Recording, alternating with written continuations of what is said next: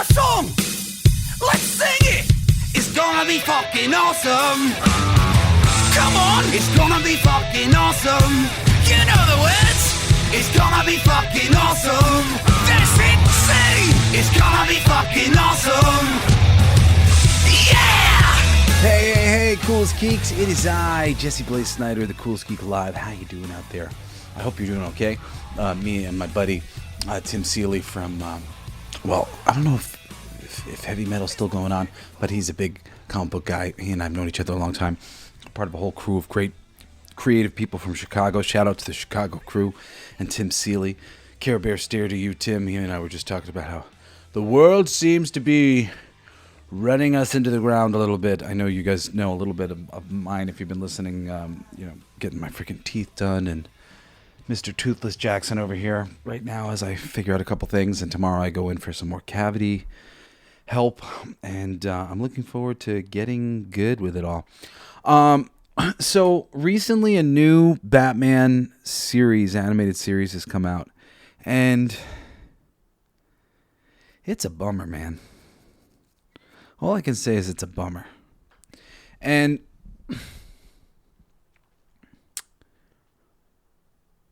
I've thought about analyzing it. I've thought about like going in and making all these notes and writing things down and trying to come at it, intellectually.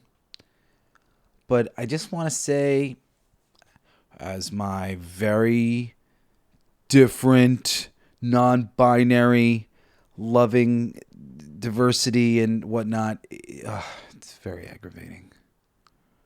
It's aggravating. And it has no reverence to what it's working on. It feels as though it can kind of change things arbitrarily. The most egregious change that annoys me for so many reasons, and I'll explain, is a change that they made to Alfred. And he's overweight. That one's a head scratcher for me. Because whenever anything is going on in theory, it's like changes shouldn't be made for no reason. There should be some benefit here. And Alfred being overweight, I mean, story-wise, Alfred is always making sure that Batman leaves with a sandwich. You know, that's kind of like the going joke. The idea that he's sitting around at home eating sandwiches, he's got this big mansion he's cleaning, all these different things, and he's overweight. It just seems rather strange. And if he is overweight, what is that saying about the man? What's that saying about this situation? I don't know. I don't know what it says. It doesn't really excite me in any way, shape, or form. And the bigger thing is, these myths have existed on newsstands alongside each other for years and years and years, right?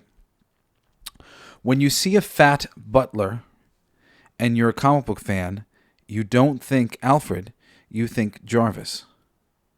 Jarvis is the physical body of the computer system that, denotes to keep on Jarvis. But in the comics for years and years, and to this day, I'm pretty sure, unless they've killed him, Jarvis is the, not janitor, but, butler, the same kind of Alfred position for all of the Avengers. So they're moving him into a look that has already taken on some iconicness from a different character, and that character's attributes fit better with his, roly-poly sort of stature.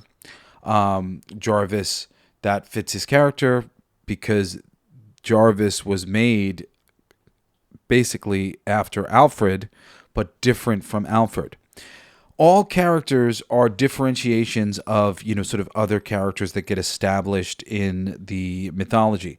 Superman is essentially a breakdown of all of these other characters. Like, all these other characters are based around Superman, but Superman himself is based around Zorro and the Spirit, and not the Spirit. The Spirit, I think, came later. The Shadow, and some of the pulp figures that came, who were masked men and people with a cape or whatever else. But Superman became the new archetype, and then everything really kind of revolves around him a lot, both in personality, in style, in colors. It's all derivative of the same thing. And then Superman, he's got his supporting characters, right? He's got Lois Lane. So every other character has a Lois Lane for the most part. Bruce Wayne still has Catwoman, and Hal Jordan has Carol. What's her name? Carol something, who's the Star Sapphire, and Wally West has Linda, and Peter Parker's got Mary Jane and Gwen Stacy before she died, and Tony Stark has Pepper Potts. Bruce Banner has Betty. It's all the same sort of archetypes and vibes. A lot of them have connections to the police force, like a Commissioner Jim Gordon. A lot of them have people at home, like an Aunt May. A lot of them have bosses like Perry White's, which is Superman's boss. And previously I was talking about Spider-Man's background characters. They become archetypes. The reason why Joe Kelly's Deadpool worked so well, and a lot of the elements made it into the movie, was the foundational things that they did with him were a lot of like sort of backwards, crisscrossed, and weirdo versions of tropes that they had in comics, instead of a nice aunt at home waiting for Deadpool. He had a lady that he'd kidnapped who was blind, that he was sort of harassing and, keeping her. And he was hoping maybe he would learn something from her or form a relationship or whatever, but he didn't have anybody. It's a weirdo thing that he did. In the films, they don't play it quite the same way, but that's basically the story behind Blind Al. What is HelloFresh? With HelloFresh, you get farm-fresh, pre-portioned seasonal recipes delivered right to your doorstep. Skip trips to the grocery store and count on HelloFresh to make home cooking easy, fun, and affordable. That's why it's America's #1 meal kit. From the planning, shopping, and prepping to actually getting everyone to enjoy what you made, family dinners can be stressful. HelloFresh gets it. They make it easy by delivering picky eater-approved recipes right to your door each and every week. HelloFresh meals can be easily customized to fit your family's tastes, with protein and veggie swap options. You and the kids can choose just the right combos for each week's deliveries. And with back-to-school season starting soon, you'll be glad you did. I don't know about you, but I've had these meals delivered to me a few times now, and I'm always just relieved to take all the prep and planning out of it. And yet, to really deliver, I think better than restaurant quality food directly to my loved ones. I say better than restaurant quality because a home-cooked meal is filled with love, my love. And I love being able to give that to my family and friends, even though I've never really considered myself much of a chef. HelloFresh has given me confidence that even I can cook something myself, my picky girlfriend, and even my kids will be surprised that they really like. And for a limited time, kids eat free. Go to HelloFresh.com/CGAKids to unlock this exclusive offer. 1 free kids meal per box for 2 months while subscription is active. That's free kids meals just by going to HelloFresh.com/CGAKids. As in Coolest Geek Alive, that's HelloFresh.com/CGAKids. America's #1 meal kit. So all of these different things are working against one another. And I was talking to a friend of mine the other day, and he was saying, you don't agree with like an artistic interpretation. And I totally agree with an artistic interpretation, but I believe the artistic interpretation should be sort of trying to bring the thing in for a landing as close to what we were given, because that's the promise and the advertisement for the thing that you're doing. So if you swerve too far away, you really fuck it up, especially visually. I really think visually, try to bring this thing in for landing. Can we make it look something like that? And then what can we be additive to it? And can we really have a mind towards being additive and not taking anything away? And in general, they'll just kind of gut the stories and, take away so many aspects of the thing. I mean, like, they really missed the point with, and I haven't seen it yet, but with the new Crow remake, from what I can tell, I knew I wasn't going to like it. It seemed a very style over substance kind of thing. And there's a lot of just real simple subtlety to why the Crow and Brandon Lee's Crow work so well. I'll talk about it this weekend, I think, on a Coolest Classic thing or whatever. But this is like a longer form Coolest Classic, this Batman thing today, because really most of the show I'm going to just spend like gushing about Batman the animated series, Superman the animated series, Justice League animated series, the Justice League Unlimited animated series, the Batman Beyond animated series, Static Shock, which I didn't watch all of. Static Shock, I think I've only watched like some of it. Pretty sure I never watched it because I don't remember too much of it, but I know I watched some of it. But they made some great cartoons. There's another one or two that they made that I have seen, like a pilot episode or some things of. But the things that they made in their little universe are awesome and so honorable to the thing that we all love. And this, it's so weird, this one. And I haven't watched the whole thing. And I don't want to spend a lot of time like harping on it. But it's framed weird to me and seems a little bit about everyone but Batman. And that's a problem. And just, I don't know. I wish I had. I didn't plan to talk about this much because I don't want to like diss it, but like, I'll just say I watched the first episode intently.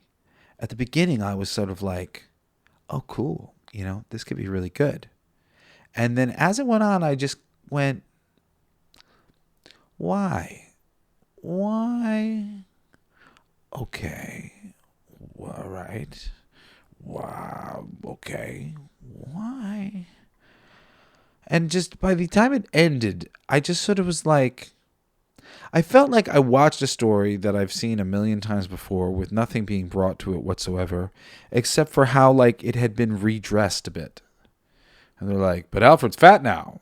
And the Penguin's I don't know what. Something. She's something. I don't know. I'm not trying to diss her. Like, like that's the risk that you run when you're being, vague sexually. A lady, trans lady, maybe. I don't know. But it was like sort of just like, hey, and imagine a world where it's all the same except we've body snatched people. I just think that all of these characters, races, and they all deserve their own fucking thing, something unique to them, whether it's something just purely unique to them and for some reason, it's meant to be that race or that whatever it is, or story that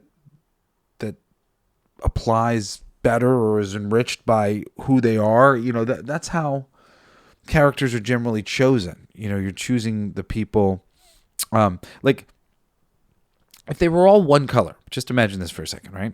They're all white or they're all black. It doesn't fucking matter. Well, you can't compare and contrast the fact that they're black, right? So what is it about? It's about, well, who are they as people? Where do they come from? What are they up to? That should be what every character is about.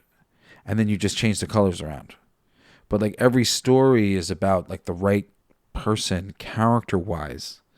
And the color thing really kind of throws a monkey wrench in that whole thing, because the moment you start thinking about people as they are colors, it starts to sort of like set up all these weird sort of racist, pre-programmed, preconceived notions, which is really not like our fault. It's so much of like programming from the freaking rap music and the corporate whatever, which is designed to keep freaking black people in prison, which is just fucking so fucked up.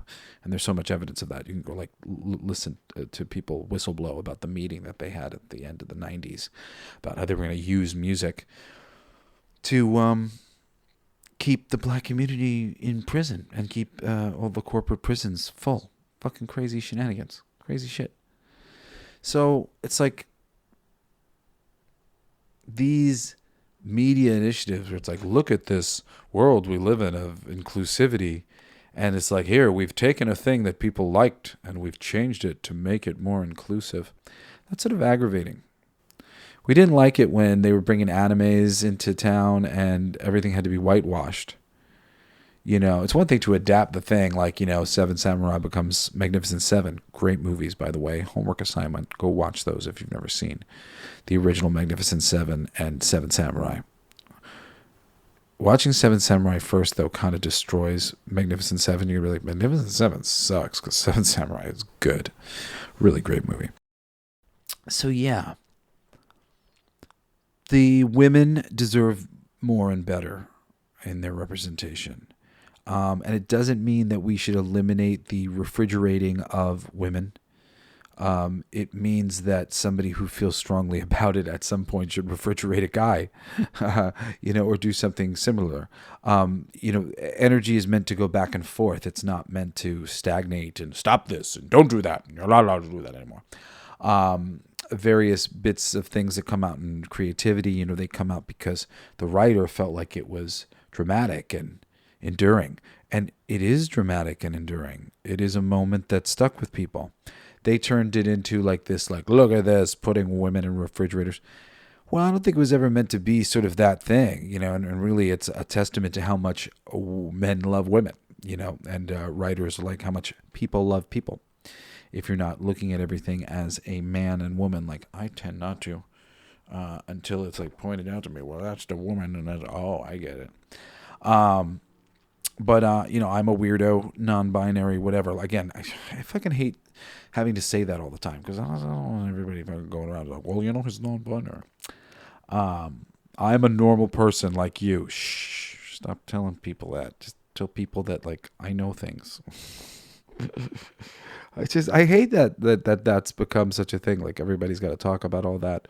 Like the sex is like up in the forefront in a weird way. I mean, like, I don't know. I feel like that's like my business. Shut the fuck up. And like, I only even bring it up to be like, yeah, man, I'm in their sect. I'm in their little letter club, but I'm not in the letter club. Fuck that letter club. It's so stupid. And it just makes it so me. As I've said before, they, them, a wonderful idea. Yeah, let's get rid of all of the things that are making it there a difference between the men and the women. They, them. Genius. And then somebody else says, but can I be Zimzer? No, you can't be Zimzer. Shut the fuck up. The whole idea is to bring us all together. They, them. Good idea. Great idea. I like it. I'm with it. I'm not going to make 70 million fucking Jesus. Yeah. What's your name? Jim. All right. That's your pronoun. Everybody, don't call him they, them. Call him Jim. Okay? Hey, Jim. Very easy, right? Easy. Because we all have our own names. It's so stupid. The whole thing's stupid. Anyway, I would call the new Batman animated thing that we have arbitrary. It was just sort of like been there, done that, but now with LGBT representation and more black people. And it's just so aggravating to me because there are some really good black characters that they could have introduced. And there are some things that, would have made more sense or, or things that were cool or whatever. But like, it just, it's like the machinations of the people who made the Batman, a movie with, what's his name from the vampire guy, the glittery vampire, whatever his name is. The machinations of them and like what they turned into their thing. And they basically took on a lot of the decisions. Like, so the Black Jim Gordon, well, here's a Black Jim Gordon in the animated series. The animated series was almost sort of like hoping that this the Batman series would do better.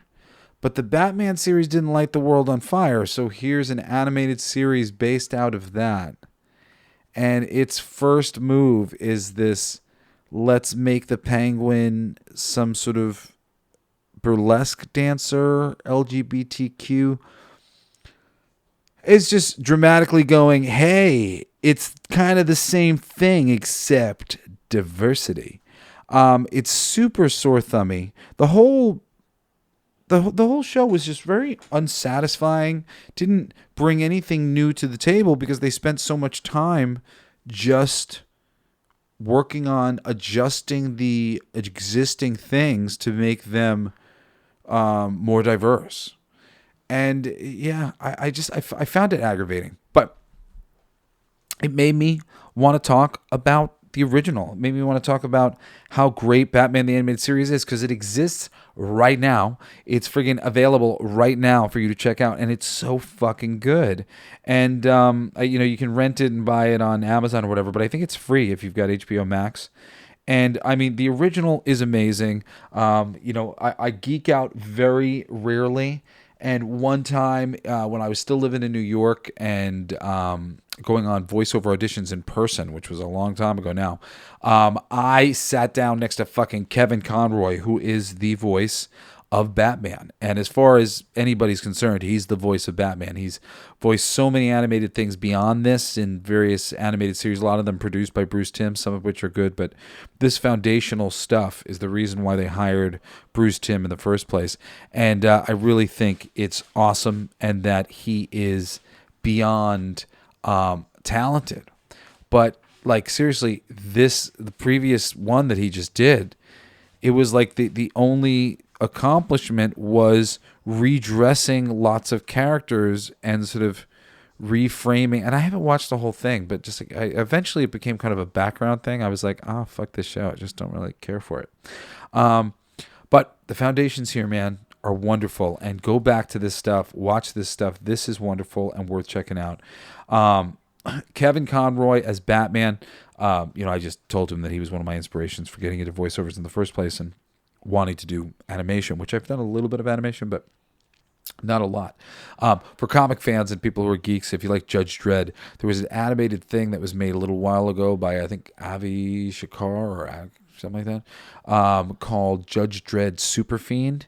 And in the opening episode, or two maybe, I think it's the opening episode, you meet Judge Sidney, the evil judge who turns into Judge Death, and I am the voice of Judge Sidney, so you can check out that. But anyway, I voiceovers I really loved, and I loved him, and I loved Mark Hamill as the Joker. And the Batman animated series in particular, just kind of starting off, had an incredible cast, and the casting people, their casting process, the people that they brought in, were really amazing. Lots of great character actors over the years. Obviously, you've got Mark Hamill as the Joker, but people like Richard Mall as Two-Face, Harvey Dent. Arlene Sorkin, of course, as Harley Quinn and Harleen Quinzel. Who else we got that's cool? You get John Vernon, the dean from Animal House, as Rupert Thorne. He's such a great voice. When you hear him, you're like, oh, of course, know that guy. Brock Peters as Lucius Fox, who's great. Who's some of the other cool people? I'm just like going through. Oh, well, Paul Williams is the Penguin in the original, which is cool. A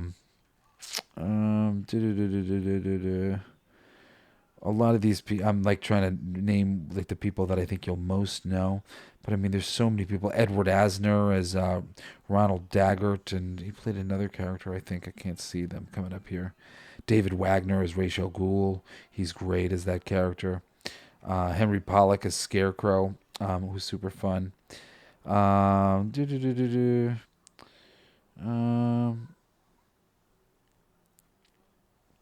Perlman as Clayface. That's another great one. There's so many characters in the in the show and so many people that they've cast over the years. I mean, you're going to go, oh man, Jesse, how didn't you say this one? Roddy McDowell as the Mad Hatter, Jervis Tech, Jim Cummings as a number of different characters here, there. Jim Cummings is a super prolific voiceover actor. If you've never heard his name before, Tigger and Winnie the Pooh and Darkwing Duck and so many. If I ever get anything wrong and you want to write to me and be like, Jesse, you said this in passing. I think you meant this. Or, you can just say, fuck you retard. You're so stupid. I don't care. Write to me at jesseblaze@jessesnider.com. Anyway, yeah, I mean, it's incredible, the cast that they had throughout the years. John Glover as the Riddler. I freaking love John Glover. So many people. I'm like skipping over people that, like, I don't know. I'm not sure if everybody's going to know all these people. But, yeah, John D. Delancey. I mean, just over the years, they have something. He wasn't like a big part or whatever, but coming in as like, some bad guy figure or whatever. But there's so many. Renee Auberjonois as, playing some doctor or whatever it is. And I mean, just so many people who you would recognize, on this little IMDb thing that I'm like skipping around through. With the animated series, there was, I feel like I'm going to get it wrong, but I think there's 4 seasons.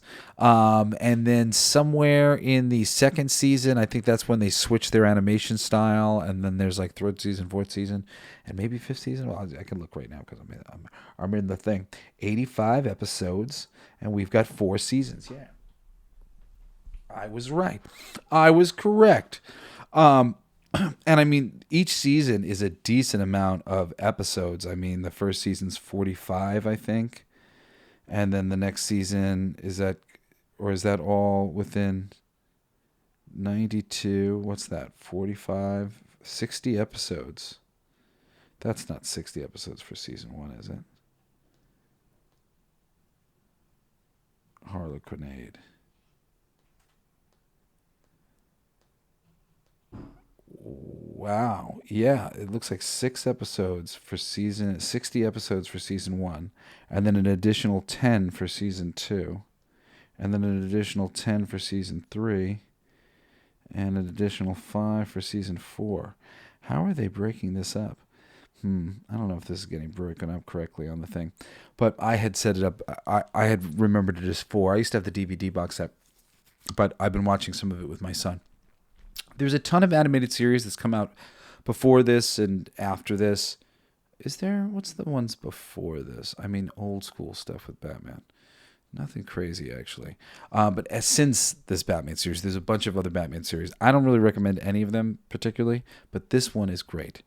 Really, the Batman is awesome. And there's a whole bunch of movies associated which are amazing, including Batman Mask of the Phantasm, which is awesome. And the new Batman Adventures, I guess, is a separate listing here on the YouTube, on the IMDb thing. So it looks like they are setting that up as its own bit. So new Batman Adventures, you might want to do a search for that if you're looking to, get into the full thing. There's a Batman Superman movie that's really great. Not where they're like fighting with each other so much, but is cool. There's a Batman Sub-Zero with Mr. Freeze, Batman Mask of the Phantasm. Try to pull up all of the related material so I can look at it all at once. Yeah, the series that came later after this, The Batman, was not my favorite, and Batman Cape Crusader, which I guess is the one that's going on now. I'm not digging it. Batman the Brave and the Bold was fun in 2008, though, but not really related to this in any way. So really what I'm focusing on is the universe stuff. So the Batman Superman movie you'd want to watch, it's the world's finest. It kind of introduces both of the characters as a special, at that Saturday morning kind of time of day when this stuff was coming out initially. I got in front of a television to watch this shit. It's so crazy. Back when I was a kid. Fuck that shit. So I highly recommend you start with the Batman animated series, And if you're really digging it and like Superman, you might get a little bored with the Superman show. So you might want to go straight from Batman to continue Batman. Like, this is really how I would recommend you do it. Straight from Batman and then continue on to the Justice League. And then watch the fucking Justice League. Super, super fun stuff. Now, Justice League, I mean, it's filled with awesome actors.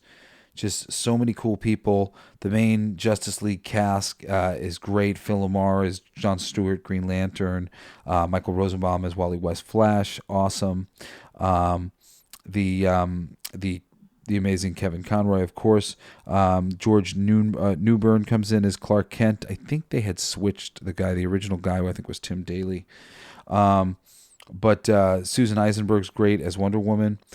And it's a great cast, and there's just a ton of other great people coming over from the Superman cast, like Clancy Brown, Lex Luthor. If you want to be a purist, go watch the Superman show first.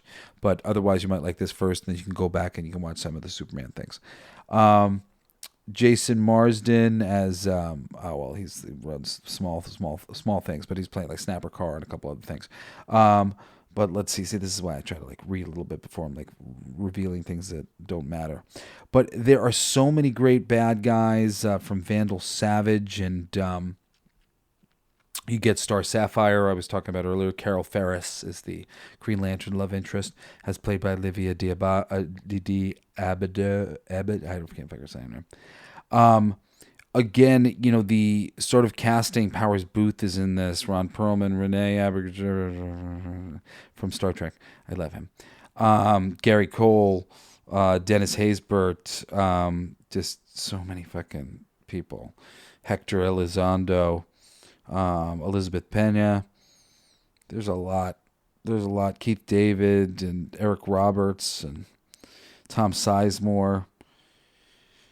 Oh, man, the list goes on, especially just over time as they get so many bad guys. Michael Ironside is Daredevil. Not Daredevil, it's Darkseid. There's a ton. It's awesome. And, the show starts out with the Justice League, and you've got your main sort of, I guess, is it 7? Superman, Batman, Wonder Woman, Flash, Green Lantern, Hawkeye, and Martian Manhunter. So it's 6, I guess, which are their main bit. And, or actually, maybe I'm missing one. 1, 2, 3, 4, 5, 6, 7. It's 7. Superman, Batman, Flash, Green Lantern, Martian Manhunter. Did I not say him? I don't know. Anyway, it starts out with this as like the big 7, and it's kind of like, loosely based on some JLA sort of approach to, them as just big rock stars kind of scenario. And it is everything you want it to be. The Justice League is like awesome. And then it just gets better. The Justice League Unlimited show comes along and starts doing everything that like the comics should be doing with lesser characters better than they're doing it. And it's really like impressive. Characters like The Question, which granted, very easy pull, characters like The Question executed a little bit more like Rorschach from The Watchmen.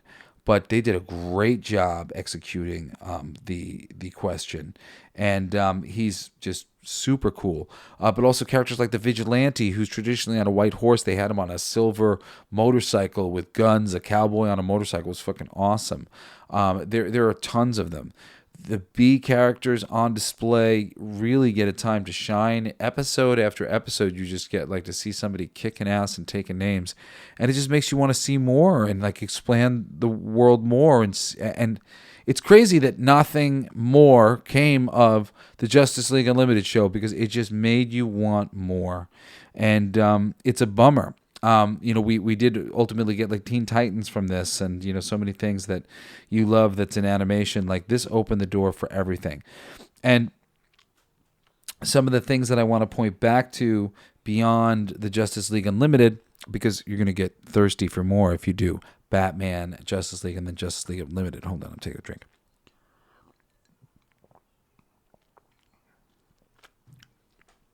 You've got a bunch of different shows that loosely tie in. There's a lot of fans of Static Shock out there. I never really watched it very much, so I can't recommend it too hard, but plenty of people love it. And it's got a little bit of pieces that touch into the shows. It doesn't really seem a lot, but some. And it's basically, teenage superhero living in a world filled with Superman. But it was always a cool character in the comics, and I'm sure it was a great animated series.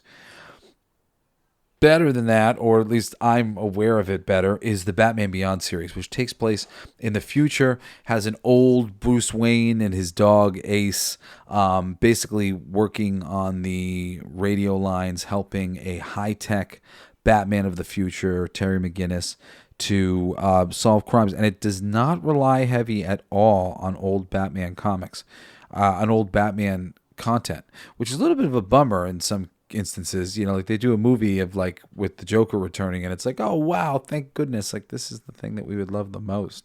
But it does execute all the stuff that it does very well, very high end, and it's cool. I've come to like it and appreciate it more over time. There's Batman Beyond movies. I'm pretty sure there's the Batman Joker, but there's Batman Beyond the movie, which I think is like the early bit of it. Pulling up some of these things just to make sure I can recommend everything to you that I'd like to. There's the Batman Beyond movie, then there's Batman Return of the Joker, and there is the Batman Beyond series. And the Batman Beyond series is really excellent. And the Superman series is fun too. Sometimes it's a little boring, setting up Superman's world. Superman's world isn't as like interesting and compelling as Batman's world. Superman's world, Metropolis, is like, people wouldn't dare to do anything around the corner. Superman will be there and fix it, kind of thing. Metropolis is like a really clean place and a nice place, and it takes a while to sort of build tension with Superman stories, and there's a lot of ways to do it, but the done-in-one animated serial kind of lends itself to being sort of safe. At the end of every episode, everything will be safe again. And that's not exactly the way you do a Superman story. You got to ratchet up tension in one way or another. And it's not always like based on just like the main story and stuff, but it can be done. Anyway, Superman introduces tons of Superman's rogues gallery very well. I always wish they would have done a fucking Flash animated, because he's the one who's got the best rogues gallery, and like, that's the thing. Like, I would watch that tomorrow if they made a great Flash animated series that loosely tied into the original Batman the animated series and Batman Superman. That would be amazing. I should pitch that to them. I should go pitch it and do it. Yeah, I don't know. That would be cool. I recommend all of these really hardcore, man. The original Superman is Tim Daly, and he was I knew him as like a big sitcom star at the time. I forget what the main show that I knew him for is. Maybe it'll come up. Wings. Yeah, my mom used to like to watch Wings, and he was great as Superman, and I really liked his back and forth with Kevin Conroy as Batman. These characters these are like the iconic voices. Diana Delaney playing Lois Lane in the original animated series, great as well. The production was just handled so great. I told you Clancy Brown is Lex Luthor. He does a couple other characters along the way in Justice League Unlimited. He's awesome. Brad Garrett shows up, and there's so many good freaking actors that show up in this world. Like I said, Michael Ironside is Darkseid, originating over here, and Malcolm McDowell is Metallo. And if Batman shows up, there's other superheroes that show up. It's definitely like a little bit of a slow burn, but you got Michael Dorn.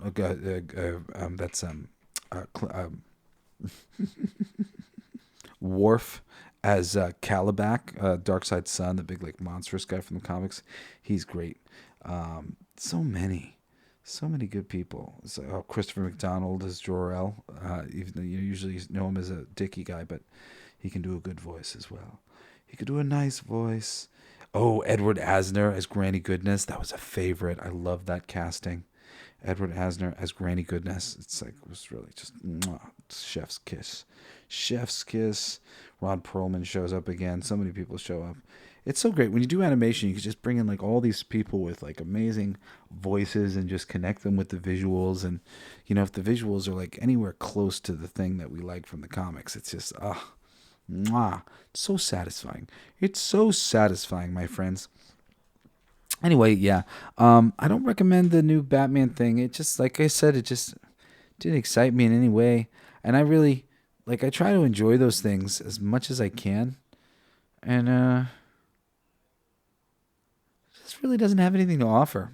Or at least I haven't seen that it does yet. I may put it on in the background once or twice more just to see if there's something I'm missing. But so far, I am super let down. But I am not let down by the original Bruce TIMMVERSE. Lots of this shit was written by Paul Dini. He's a great writer. I love Paul Dini a lot. Just so many wonderful creative people worked on these original animated series. Batman the Animated Series, Superman the Animated Series, Justice League the Animated Series, Justice League Unlimited. Batman and Friends, or Batman New Adventures of Batman, and Batman and Friends was somewhere in the middle of that too. And then if you really want to go for it, Static Shock. There's another show that I forget what it's called that had like one season. It didn't do very good. It's not really like tied into anything really importantly or anything either. But Static Shock ties in a little bit, and a lot of people like that one a lot. Yeah. That's it. I'm not going to go too crazy talking about much more of this stuff. But if you go to bldsts.com, my cool publishing company, music and comic book boutique shit, we've got our main store for selling back issues of King of Kings and soon Fucking for a Future once we've printed that. That'll be all done relatively soon. Anyway, I love you. Thank you for going to the store, going to Kickstarter, being a part of us raising $12,000 recently. That was awesome, and we're hoping to raise more in the future for more things. But if you go to bldsts.com, I will be even more excited. And feel free to like write me a little note when you check out or whatever so I can see it. Anyway, talk to you guys later. Join me Saturday when we're going to go over why The Crow is so fucking awesome. And then again next Wednesday for another fucking awesome episode of The Coolest Geek Alive. Love you guys. Bye.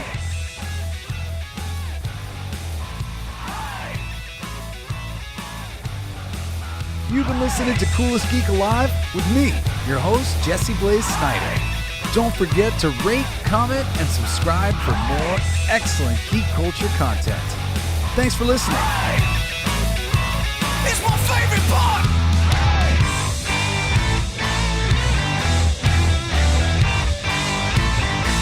Isn't that heavy?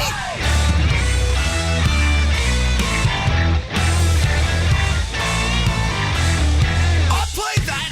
It's gonna be fucking awesome. Coolest alive. It's gonna be fucking awesome. Stay with your tribe. It's gonna be fucking awesome. Revenge of the Geeks. It's gonna be fucking awesome. Week after weeks. It's gonna be fucking awesome. Laughing with you. It's gonna be fucking awesome. And crying sometimes too. It's gonna be fucking awesome. Spelling it out. It's gonna be fucking awesome. Making you shout.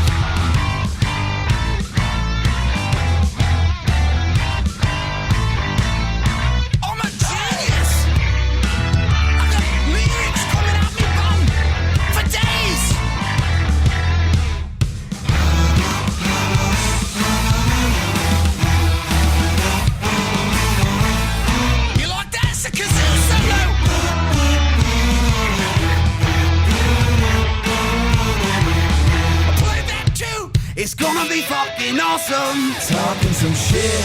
It's gonna be fucking awesome. Living your shit. My voice is gonna be fucking awesome. Food in our mouth. It's gonna be fucking awesome. Get in the mouth. It's gonna be fucking awesome. Tell all your friends. It's gonna be fucking awesome. Call right or text. It's gonna be fucking awesome. Raising the bar. It's gonna be fucking awesome. Straight to the stars. It's gonna be fucking awesome. It's starting soon. Straight to the top of the awesome. Passing the moon. It's gonna be fucking awesome. On with the show. It's gonna be fucking awesome. Ready, set, go. It's got to be fucking awesome. Fucking awesome. It's gonna be fucking awesome. Just wait. You'll see. You'll all see. You'll all see. The podcast playground. All right.